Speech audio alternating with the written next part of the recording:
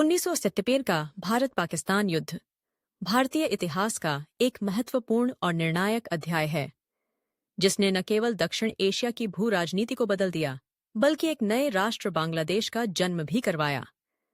इस युद्ध की पृष्ठभूमि 1947 के विभाजन से जुड़ी है, जब भारत और पाकिस्तान दो स्वतंत्र देश बने।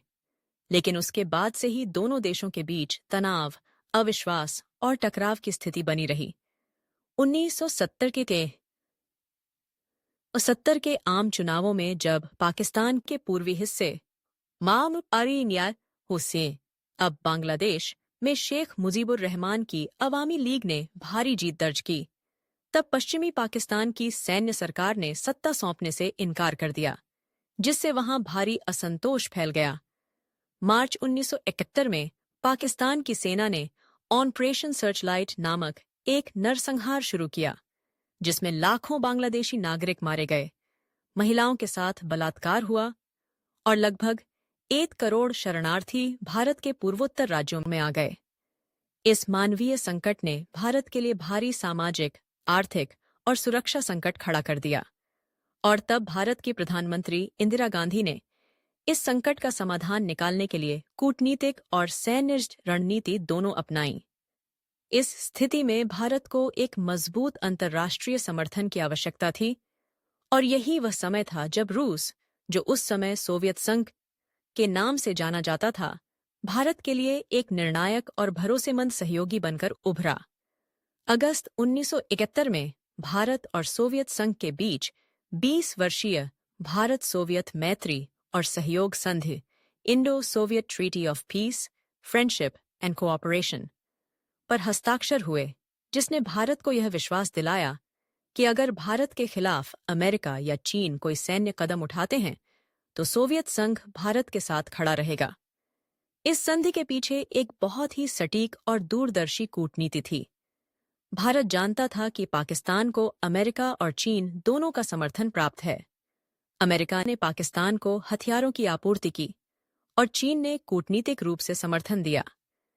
ऐसे में भारत के पास एकमात्र विकल्प था कि वह सोवियत संघ के साथ अपने संबंधों को प्रगाढ़ करे, और यही हुआ। युद्ध के दौरान जब अमेरिका ने भारत पर दबाव बनाने के लिए अपना 7वां बेड़ा यूएसएस एंटरप्राइज के नेतृत्व में बंगाल की खाड़ी में भेजा, तब रूस ने अपने परमाणु सज्जित युद्धपोतों को व्लादिवोस्तोक से बंगाल की खाड़ी की ओर रवाना किया, जिससे अमेरिका को पीछे हटना पड़ा। यह रणनीतिक संतुलन भारत के लिए बेहद निर्णायक सिद्ध हुआ। इसके अलावा सोवियत संघ ने संयुक्त राष्ट्र में भारत के पक्ष में कई बार वीटो का प्रयोग किया और पाकिस्तान के खिलाफ किसी भी अंतर्राष्ट्रीय हस्तक्षेप को रोका। इस समर्थन ने भारत को पूर्वी मोर्चे पर पूरी शक्ति के साथ सैन्य अभियान चलाने की छूट दी।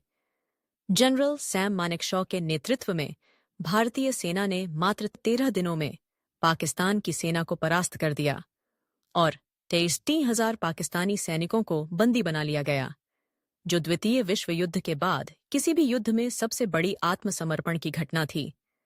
16 दिसंबर 1971 को ढाका में पाकिस्तानी सेना ने आत्मसमर्पण किया और बांग्लादेश एक स्वतंत्र राष्ट्र बना। इस विजय ने भारत की सैन्य शक्ति, राजनीतिक इच्छा शक्ति और कूटनीतिक सूझबूझ को दुनिया के सामने साबित किया।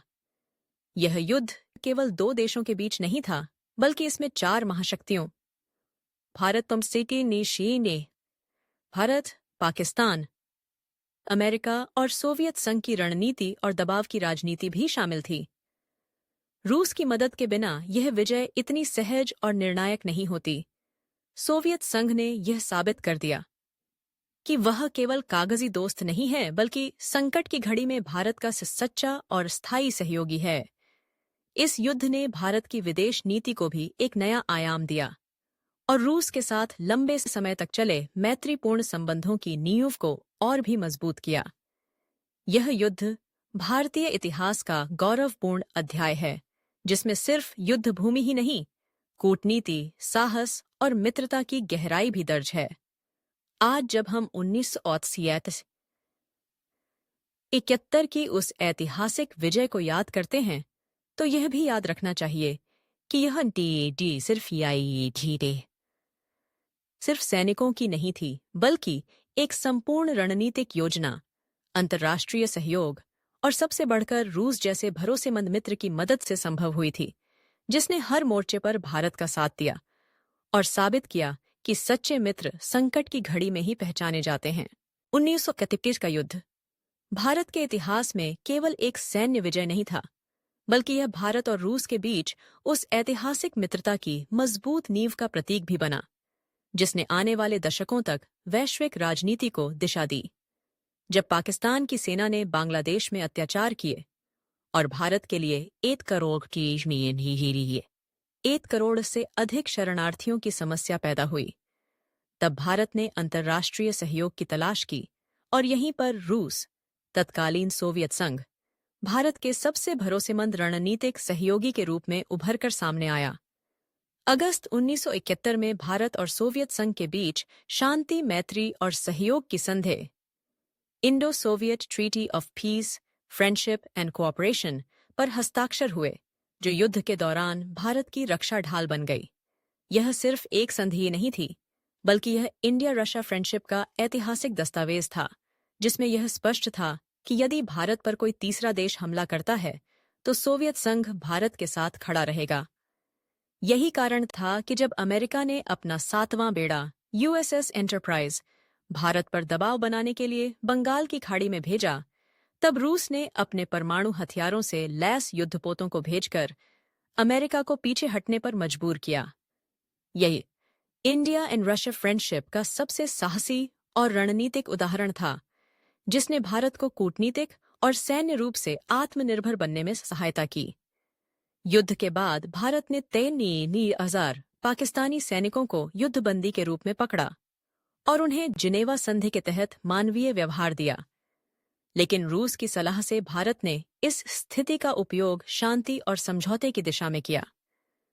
जुलाई 1972 में शिमला समझौता हुआ और इसमें भी रूस की कूटनीतिक सलाह और सहयोग भारत के पीछे खड़ी रही।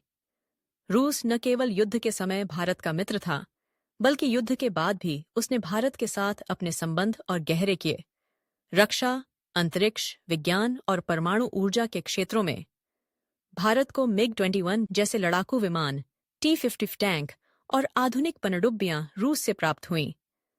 भारत रूस की यह दोस्ती केवल सरकारों के बीच नहीं थी, बल्कि लोगों के बीच भी थी। मॉस्को में हिंदी फिल्मों की लोकप्रियता, GAOITI, भारतीय छात्रों के लिए छात्रवृत्तियां, की और रूसियों में गांधी नेहरू के विचारों के प्रति सम्मान। यही वजह थी कि इस दोस्ती को केवल सामरिक या आर्थिक नहीं कहा जा सकता, यह एक पीपल टू पीपल फ्रेंडशिप बन गई। जब अमेरिका और चीन पाकिस्तान को समर्थन दे रहे थे, तब रूस एकमात्र ऐसा राष्ट्र था जिसने खुलकर भारत का साथ दिया। संयुक्त राष्ट्र सुरक्षा परिषद में वीटो किया, भारत की रक्षा तैयारियों में सहायता की और भारत को वैश्विक ताकत बनने की दिशा में प्रेरित किया। 19 के युद्ध के बाद भारत का आत्मविश्वास, उसकी वैश्विक स्थिति और कूटनीतिक परिपक्वता में जबरदस्त वृद्धि हुई, और इसके मूल में जो शक्ति थी वह थी इंडिया रशिया फ्रेंडशिप। यह मित्रता आज भी जारी है, लेकिन उसकी नींव 1971 के युद्ध और उसके बाद की परिस्थितियों में रखी गई। जब भी इतिहास में 1971 की विजय की चर्चा होती है, तो यह स्पष्ट रूप से कहना जरूरी है कि यह केवल भारत की ताकत से नहीं, बल्कि भारत और रूस की अटूट मित्रता की ताकत से संभव हो पाया। यह दोस्ती सिर्फ सैन्य या राजनीतिक नहीं थी, यह एक साझा भविष्य और एक दूसरे की संप्रभुता के सम्मान की पहचान थी। और यही कारण है कि इंडिया एंड रशिया फ्रेंडशिप को 20वीं सदी की सबसे भरोसेमंद और स्थायी अंतर्राष्ट्रीय साझेदारियों में गिना जाता है। 1971 के युद्ध ने भारत को नई दिशा दी, लेकिन रूस ने उस दिशा को मजबूती दी, हर मोर्चे पर, हर संकट में और हर जीत के पीछे।